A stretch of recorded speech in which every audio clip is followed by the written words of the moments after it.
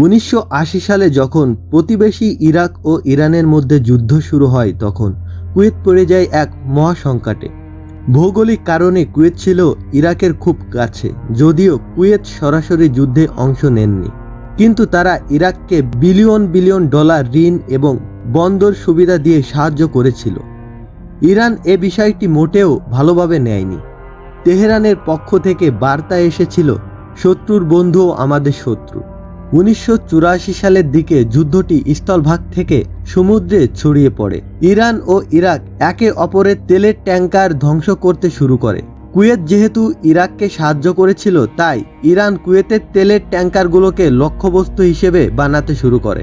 পারস্য উপসাগরের নীল জলরাশি যখন তেলের ট্যাঙ্কারের ধ্বংসাবশেষ আর আগুনের শিখায় কালো হয়ে গিয়েছিল, তখন কুয়েতের অর্থনীতি ধসে পড়ার উপক্রম হয়, কারণ তাদের তেলের জাহাজগুলো নিরাপদ গন্তব্যে পৌঁছাচ্ছিল না। কুয়েত তখন এক বুদ্ধিদ্বীপ, কিন্তু ঝুঁকিপূর্ণ চলাচল করত। তারা পরাশক্তি আমেরিকা এবং তৎকালীন সোভিয়েত ইউনিয়নের কাছে সাহায্য চাইল। তারা অনুরোধ করল যাতে কুয়েতের তেলের ট্যাঙ্কারগুলোতে আমেরিকান পতাকা লাগাতে হয়, যাতে ইরান আক্রমণ করতে সাহস না পায়। 1987 সালে আমেরিকা রাজি হয় এবং শুরু হয় অপারেশন আস্টেন উইল। আমেরিকান বাহিনী কুয়েতি জাহাজগুলোকে পাহারা দিয়ে নিয়ে যেতে শুরু করে। এটি ছিল দ্বিতীয় বিশ্বযুদ্ধের পর মার্কিন নৌবাহিনীর সবচেয়ে বড় সুরক্ষা মিশন। ইরান সরাসরি আমেরিকার সাথে যুদ্ধে না গিয়ে সমুদ্রের নিচে গোপন মাইন বিছিয়ে দেয়। একটি কুয়েতি সুপার ট্যাঙ্কার ব্রিস্টন এ মাইনে আঘাতে ক্ষতিগ্রস্ত হয়। এর ফলে উত্তেজনা তুঙ্গে পৌঁছায়।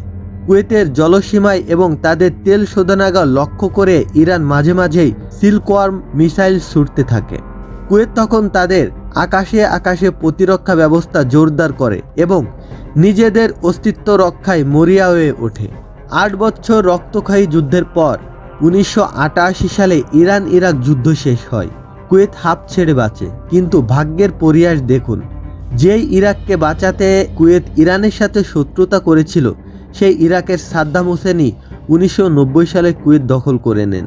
আশ্চর্যজনক বিষয় হলো, ইরাক যখন কুয়েত আক্রমণ করল, তখনই ইরান সেই হামলার তীব্র নিন্দা জানায় এবং কুয়েতের সার্বভৌমত্বকে সমর্থন করে।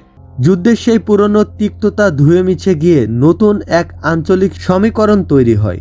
ইরান ও কুয়েতের এই লড়াই ছিল মূলত পশ্চিম বা পরোক্ষ লড়াই। ছোট দেশ হওয়া সত্ত্বেও কুয়েত আন্তর্জাতিক কূটনীতি ব্যবহার করে সেই উত্তাল সময় পার করেছিল। বর্তমান ইরান ও কুয়েতের মধ্যে কূটনৈতিক সম্পর্ক বজায় থাকলেও সমুদ্র সীমা এবং আদর্শিক কারণে মাঝে মাঝেই মৃদু উত্তেজনা দেখা যায়। আপনি কি 1990 সালে ইরাক কুয়েত দখলের উপসাগরীয় যুদ্ধ সম্পর্কে জানতে চান? তাহলে কমেন্টে আপনার মতামতটি জানিয়ে দিন। ধন্যবাদ।